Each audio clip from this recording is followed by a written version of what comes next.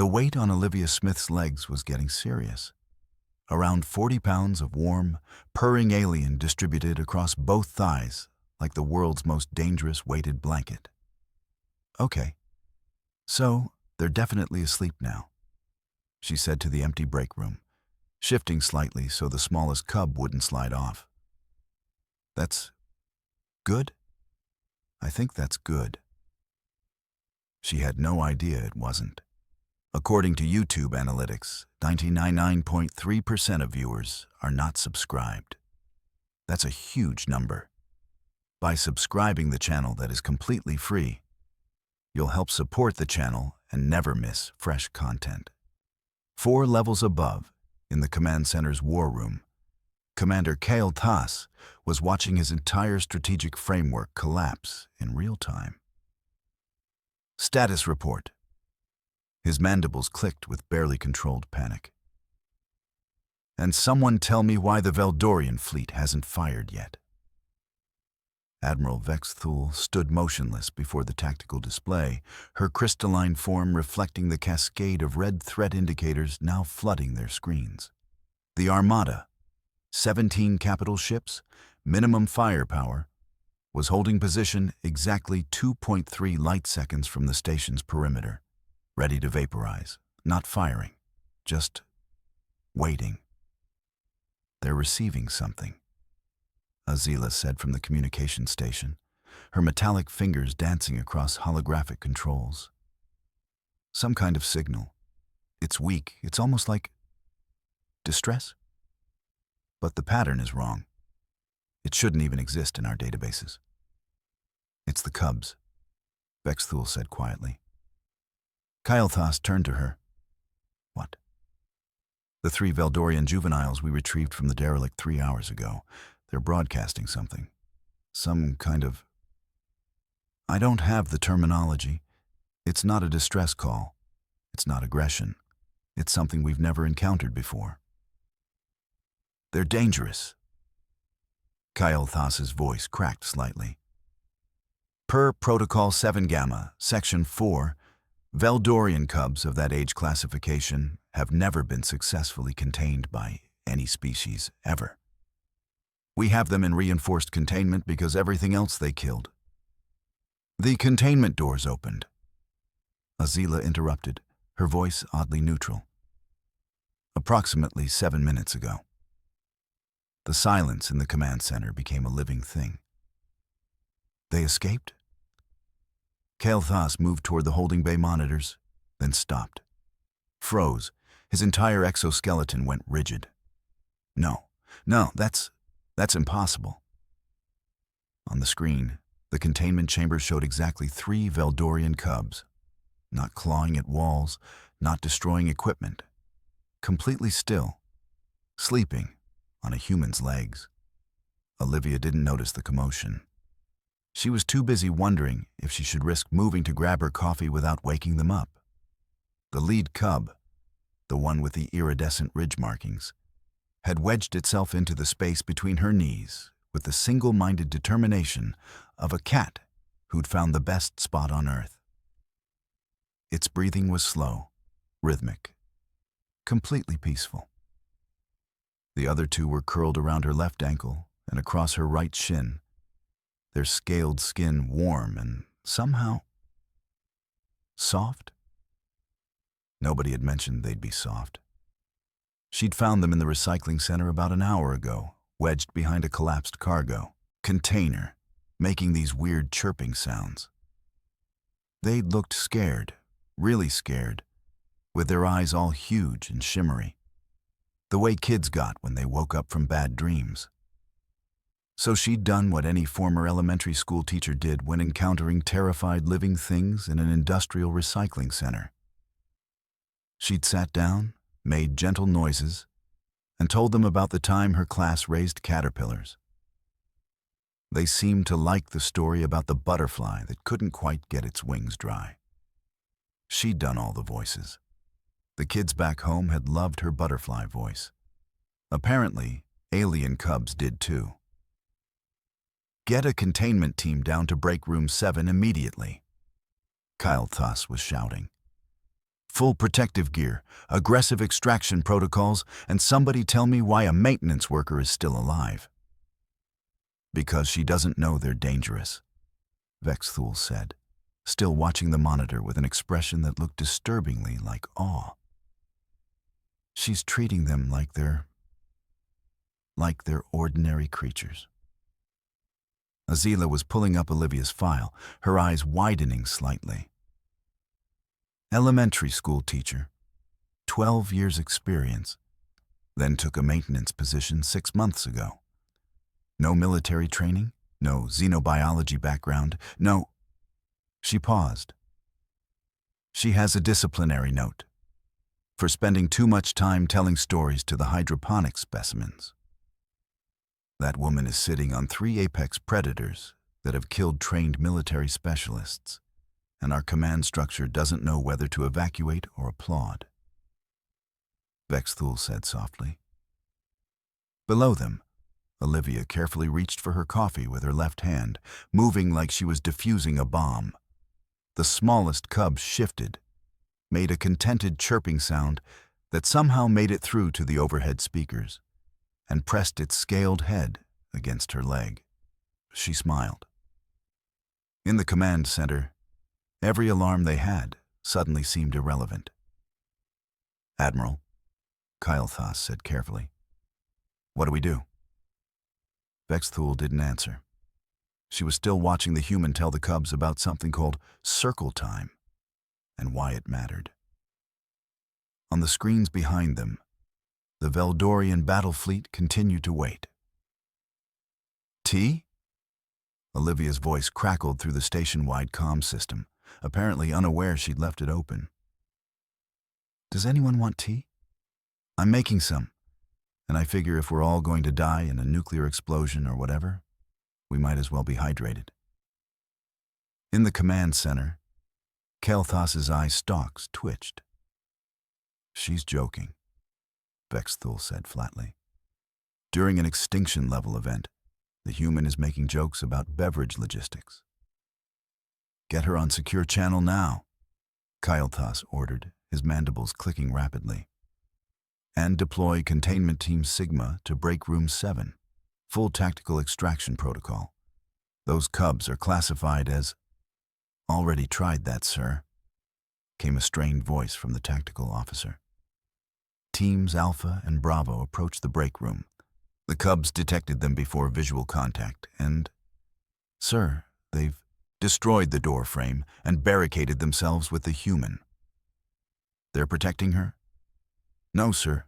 They appear to be protecting them from the teams. The human is still telling them a story. Something about Goodnight Moon?" Vexthul made a sound like distant thunder. "That's not a story. That's a human children's sedative narrative. She's actively attempting to keep them calm. While we're executing extraction protocols," Kael'thas said slowly, "she's soothing them?" Meanwhile, Olivia was genuinely confused about why everyone was suddenly so tense. "They're just tired," she explained to the 3 soldiers now visible through the partially open door, their weapons trained on creatures that were definitely not threatening anyone. "Look, they were probably in that container for hours. Kids, any kids, they get cranky when they haven't had a nap. So I'm helping them sleep it off. Ma'am, step away from the specimens," the lead soldier commanded, his voice trembling slightly. "Those are Veldorian apex predators. They have a 98.7% kill rate against trained—" "Kill rate?" Olivia's tone shifted. It was the same tone she'd used with her elementary school class when someone said bullying was just how things were. "So you've been, what, fighting them? Threatening them? Standard containment protocol requires—" "Yeah, I'm going to stop you there." She gently adjusted one of the cubs, the one with the iridescent ridge markings, so its head rested more comfortably against her thigh. "Because that's the same logic that got you here in the first place. They're scared. Scared things fight back. It's like—" It's like being in a dark room and someone's yelling at you. You don't get calmer, you get worse. The soldier's weapon drooped slightly. Ma'am, I don't think you understand the danger. I understand perfectly. You understand strategy and protocols. I understand this. She gestured gently at the three cubs, now completely relaxed, their breathing synchronized. There's a difference. The lead soldier looked back at his team, then at his weapon, then at the three creatures that had, approximately 4 hours ago, killed Lieutenant Commander R. Hill during the initial retrieval. Standing down, he said quietly. All teams, retreat from break room 7. Do not approach. In the command center, the display shifted. Red threat indicators began flickering, not disappearing, but changing color, becoming orange. Amber, confused. The Armada, Azila whispered. They're slowing their approach vector. Their weapons are powering down. Sir, I'm receiving new transmissions. The Veldorian command ship is requesting communications. Put them through, Kael'thas ordered, though he sounded like he was asking a question. A new voice filled the chamber, ancient-sounding, layered, containing harmonics that made the walls vibrate slightly. When translated through the station systems, it became words, but something essential was lost in conversion. We receive signal from our young. They are content. This state was not previously possible.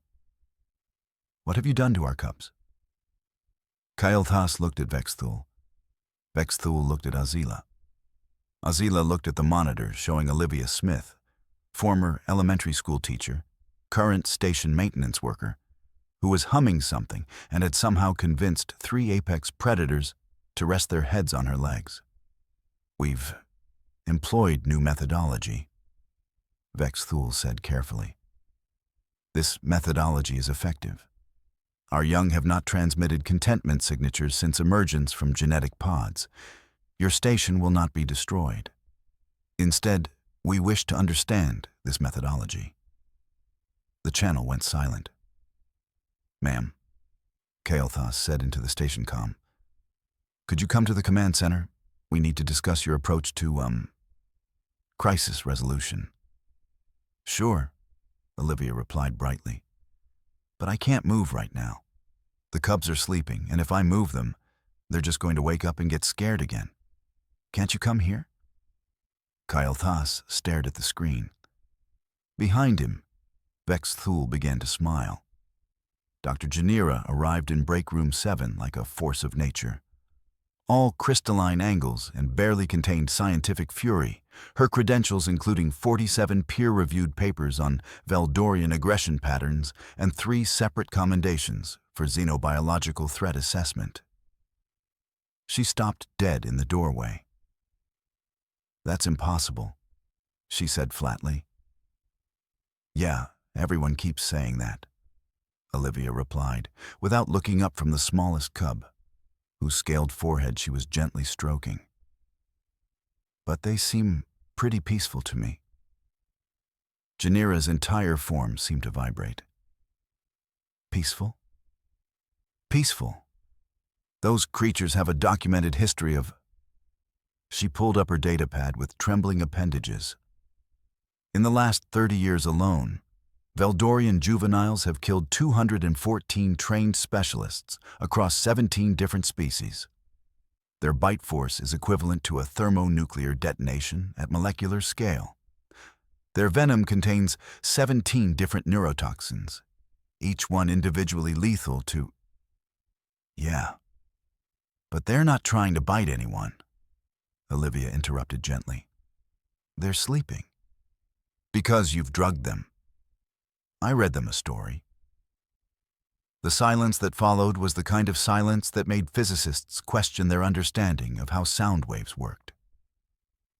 You read them a story, Janira repeated slowly, like she was translating from a language that didn't exist, and told them about my class's caterpillars. and sang a little bit. I'm not great at singing, but apparently that doesn't matter. They just wanted attention, I guess. The same way kids do when they've had a bad day. Janira looked at her datapad, then at the cubs, then at her datapad again. This contradicts everything. The entire foundational framework of Veldorian behavioral analysis is predicated on their inherent predatory aggression being. She stopped. Her crystalline structure seemed to crack slightly. What if we were wrong? In the command center, Kael'thas was having a similar crisis of faith with High Command.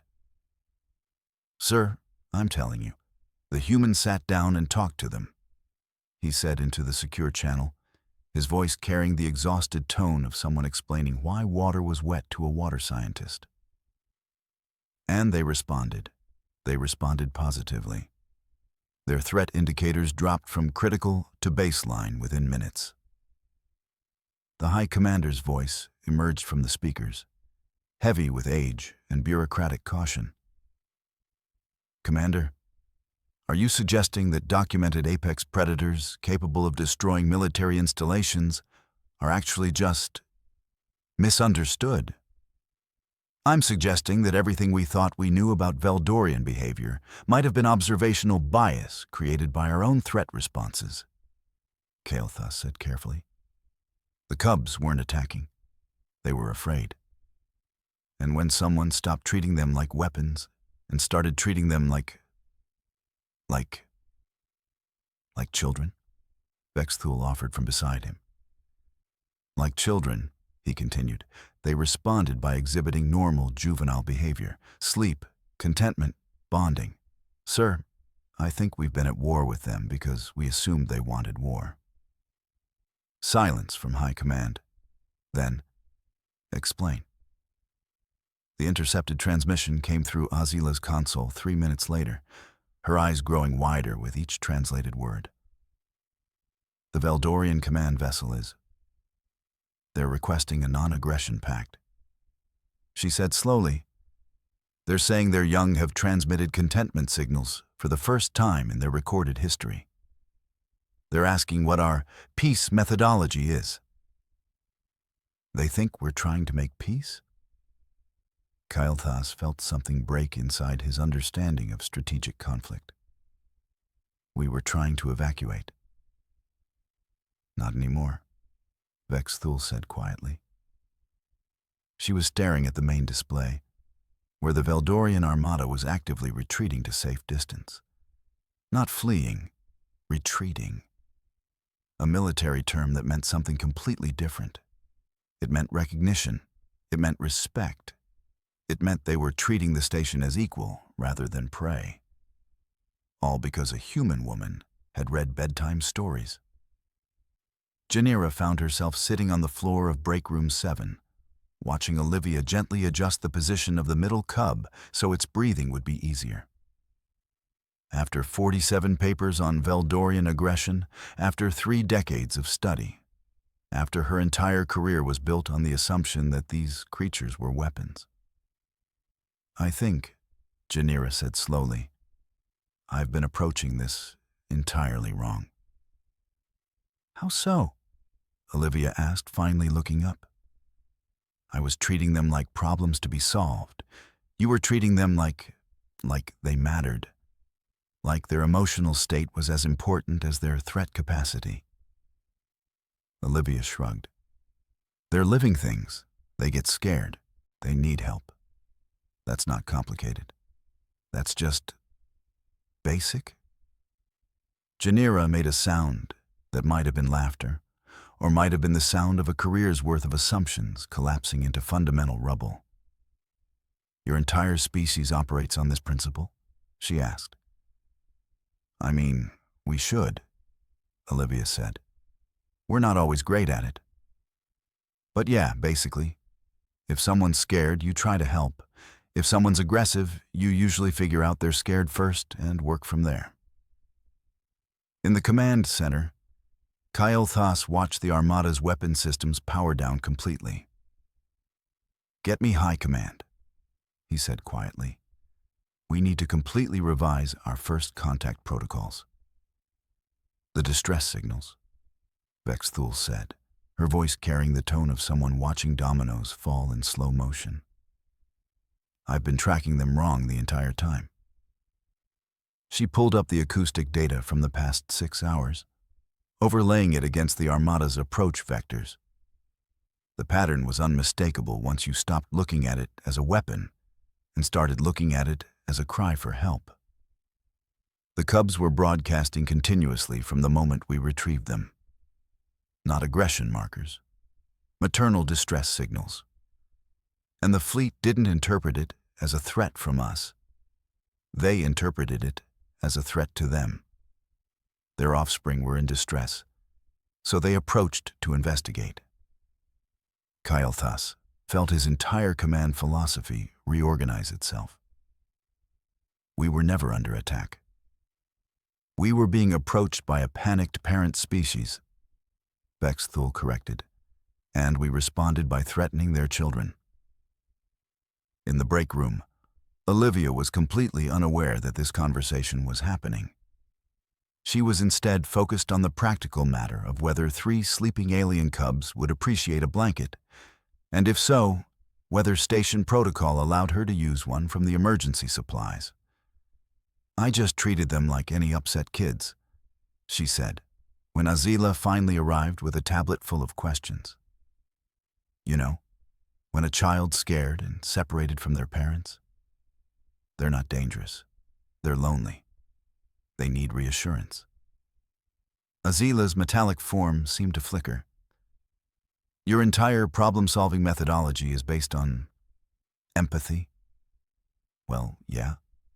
I mean, that's kind of how most things work, right? You figure out what someone actually needs instead of what you're afraid of them wanting. The tablet nearly fell from Azila's appendages. The official communication came through at 1447 station time. The Veldorian fleet commander's voice was ancient and multi-layered, but the translation systems rendered it surprisingly gentle. We receive signal. Our young are safe. They transmit contentment. This is unprecedented.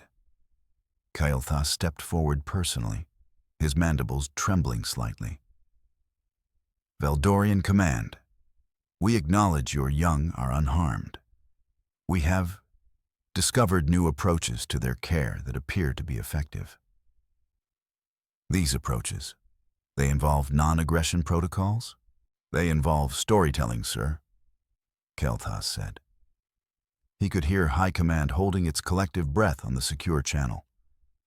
And attention, and something called snacks, small portions of nutrient material offered as gesture of care. A pause, then, you offer our young sustenance as bonding mechanism? Olivia, overhearing this through the open comm, piped up helpfully. They seemed hungry. I had some of those nutritional bars from my lunch kit, and they really seemed to enjoy them. Well, the middle one kept sniffing at them, so I figured why not. The Veldorian commander's response came after a silence that seemed to contain entire galaxies of reconsideration. This human, she acts as mother substitute to our young? She acts as... Yes, Kael'thas said slowly. Yes, that's accurate. She's applied maternal caregiving protocols to your juveniles. Then we must negotiate immediately. If your species possesses knowledge of this nature, we must learn. For generations, our young have been aggressive because they were afraid.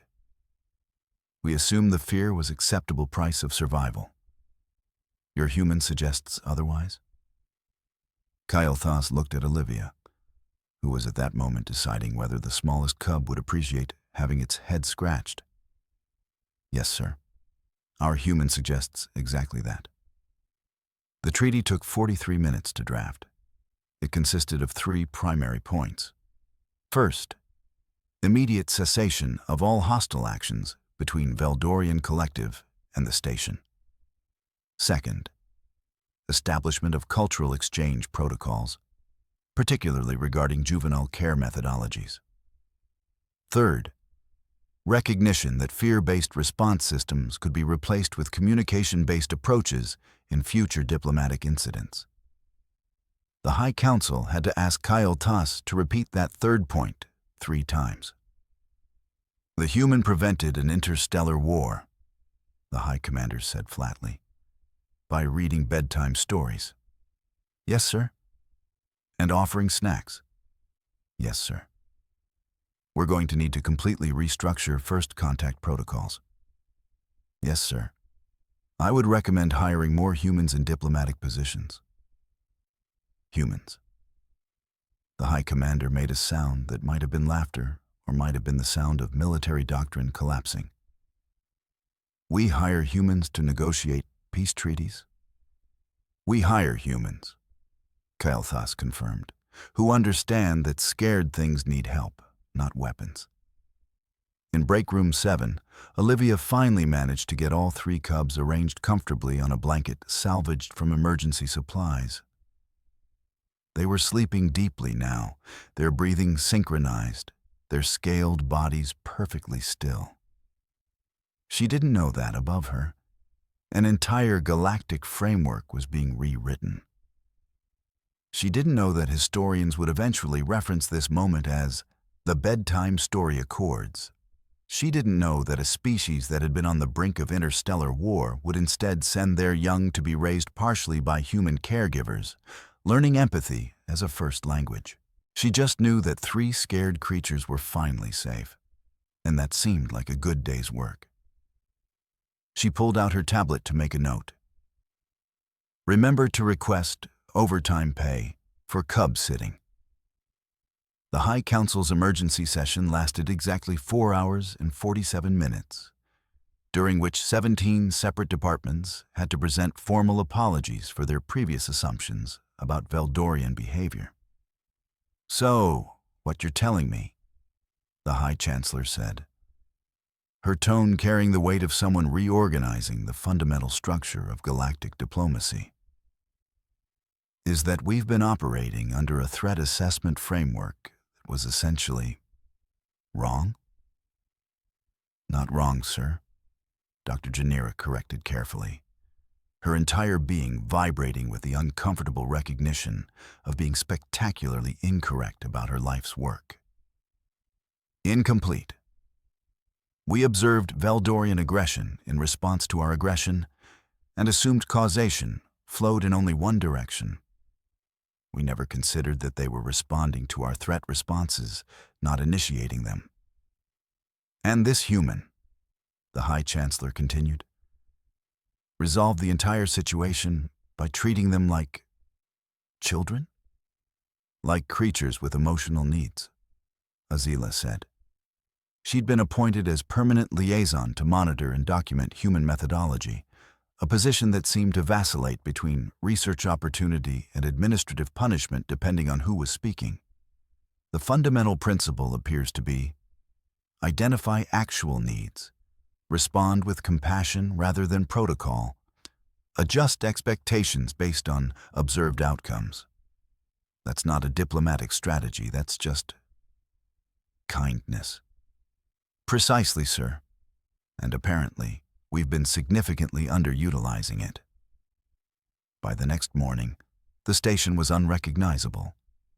Olivia swept the corridor outside hydroponics with her usual efficiency, humming something she couldn't quite remember the name of, when she became aware of the sound behind her.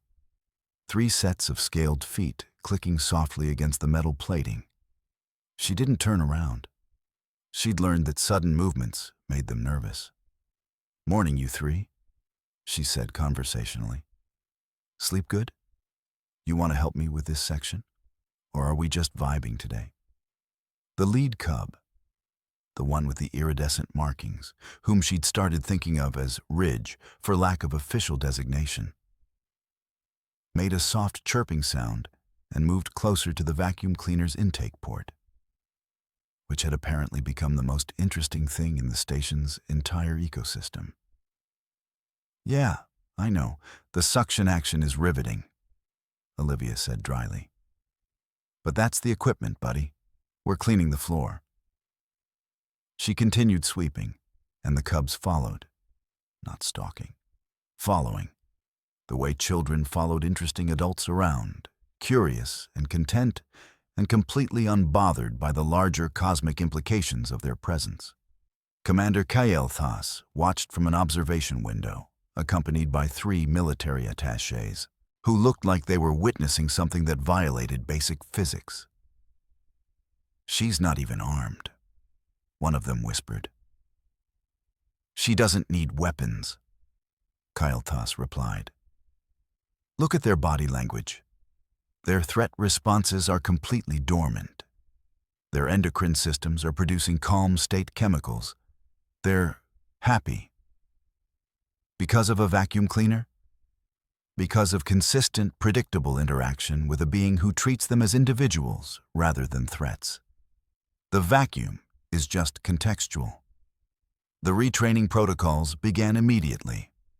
New cadets arrived at the station daily now, cycling through what was officially called conflict de-escalation and compassion-based resolution training, but which everyone privately referred to as learning how to not make things worse. The curriculum was revolutionary. Instead of threat assessment and defensive positioning, officers learned to recognize fear signals. Instead of isolation and containment, they learned appropriate spaces for distressed individuals. Instead of assuming aggression meant inherent danger, they learned to consider what might be driving the aggression in the first place. It was making the military establishment deeply uncomfortable. "This is not how we operate," one veteran officer protested during a training session. "We have protocols. We have procedures. We have a 200-year history of escalating conflicts because we misinterpreted emotional states as tactical threats." Azila interrupted. She'd been reassigned to training oversight, which meant she spent most of her day watching aliens slowly accept that their entire worldview had been based on a fundamental misreading of behavioral biology. "The human approach is getting better results. The human is one individual." "Exactly," Azila said. "One individual, no military training, no strategic framework, no weapons. And she just rewrote the diplomatic relationship with an entire species. Imagine what we could accomplish if we scaled that methodology across first contact operations." The officer had no answer for that. Olivia finally took her break at midday, sitting in the break room with a sandwich and absolutely no awareness that she'd fundamentally altered galactic diplomacy. "So, about that overtime pay," she said when Kael'thas arrived, presumably for official purposes, but looking distinctly uncertain about what those purposes were. "I'm assuming cub sitting gets the same hazard bonus as atmospheric maintenance?" "Ma'am, you're not on the roster for hazard assignments." "Yeah, but I'm basically doing hostile species containment and behavioral management. That's got to be worth something, right?" Kael'thas made a sound that was probably laughter. "I'll speak to administration." A new cadet appeared in the doorway then, clearly lost. "Excuse me, I'm looking for... Is there someone who can explain how we're supposed to approach the Veldorian cubs without, everything going wrong?" Olivia gestured to the empty seat. "Sure, sit. Here's what you do. First, you remember they're not Veldorian cubs, they're individuals. Ridge here likes stories about animals. The middle one, call her Spot for now, she's into consistency. Same routine, same space, same boundaries. And Little gets anxious if she doesn't feel heard, so ask her what she needs." The cadet blinked. That's the entire protocol? Ask them what they need?" "Yeah. Why do you all act like that's complicated?" 3 veteran officers watching through the window exchanged glances.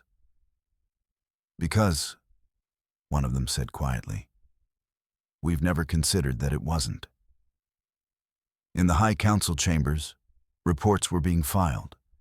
precedents were being rewritten, and the fundamental nature of first contact protocols was being completely restructured. All because one human woman had treated scared creatures with kindness. The cosmic implications were only just beginning to be understood. If humans could rewire aggression through compassion, what else were they capable of? What other problems had the galaxy been solving wrong? What would happen when humanity realized it wasn't just good at maintenance work? Olivia finished her sandwich, asked the cubs if anyone wanted to go see the hydroponics section, and headed back to work, completely unbothered by the fact that she'd just launched a new era of galactic diplomacy. It was, after all, just Tuesday.